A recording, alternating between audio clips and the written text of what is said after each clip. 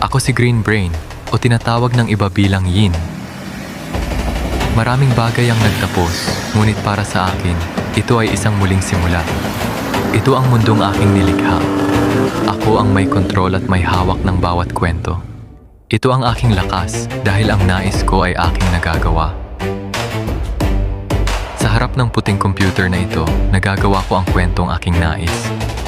Minsan, nagiging Sigakibako ako, isang pagkataong aking tinatago.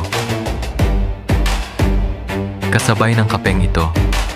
Ang kapeng ito ay puti dahil espesyal ito. Mula ito sa planetang Terra kung saan likas na puti ang kape. Nasisimulan ko ng ayusin ang mga kwentong sa tingin ko ay nararapat. Tulad ng ibang mga kwento, ang mga ito ay may pagkakahalintulad sa isa't isa. Ang bawat karakter ay mahalaga. Ano nga ba ang nangyari? Ito.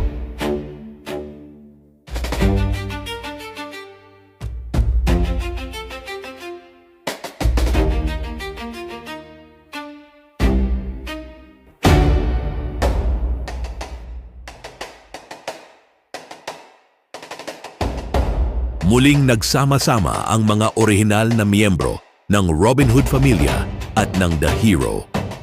Aking kinumbinsi ang bawat miyembro na maging iisa ang katauhan tulad nila Gaelic at Jew na mga lider ng kani-kanilang grupo. Sa una ay nagalit sila, ngunit kalaunan ay pumayag din dahil ganoon din naman ang naging sitwasyon ko. Ang dahilan din nito ay upang muli silang maisilang, mas makabuluhan, mas makapangyarihan at mas nagkakaisa upang mas samahan at maunawaan nila ako, ang katauhan ni Gaelic at Jew.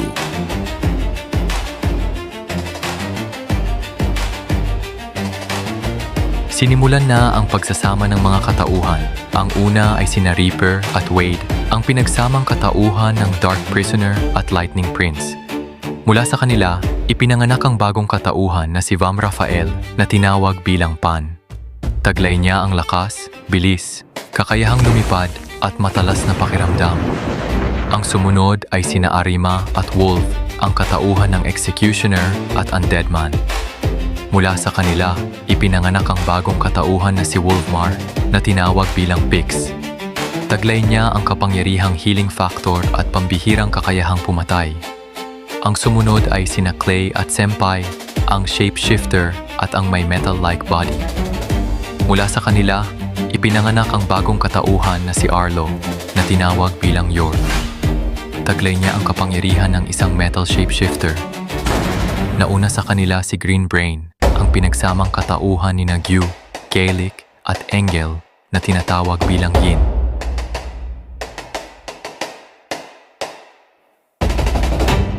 Sila ay sina Yor, Yin, Pix at Pan. Sila ang Beast Heads.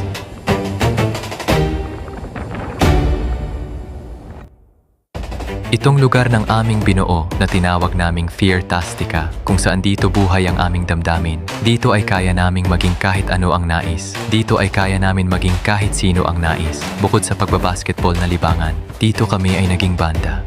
Dala ang aming matataas na antas na gamit at instrumento upang lumilikha kami ng tunog. Minsan kami ay naglalakbay para iligtas ang mga mundong nangangailangan sa amin.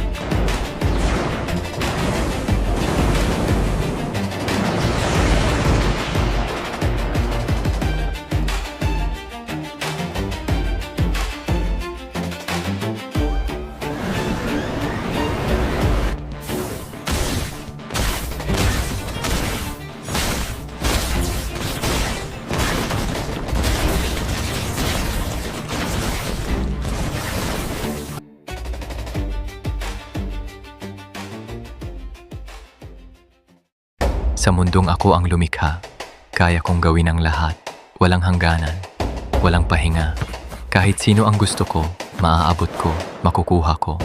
Kahit ano ang gusto ko, kaya kong likhain. Kaya kong pahintuin ang oras at maglakbay sa gitna nito. Bagamat hindi ko mababago ang nakaraan, kaya ko itong balikan at alamin ang hinaharap kong nanaisin ko. Hindi ko kayang malaman ang mga desisyon o emosyon ng mga nilalang. Ngunit kung gugustuhin ko, maaari ko itong kontrolin. Sa ngayon, hahayaan ko ang lahat na maganap ayon sa kanilang mga desisyon. Kung anuman ang mangyari dahil sa kanilang mga desisyon, kahit masaktan sila, wala na akong magagawa roon. Para sa mga nilalang na gustong manakit o kumalaban sa akin, wala silang makukuhang emosyon mula sa akin. Kahit ako ang hari ng sarili kong kwento, dahil ang pinakamalakas na ganti ay ang hindi sila pinapansin.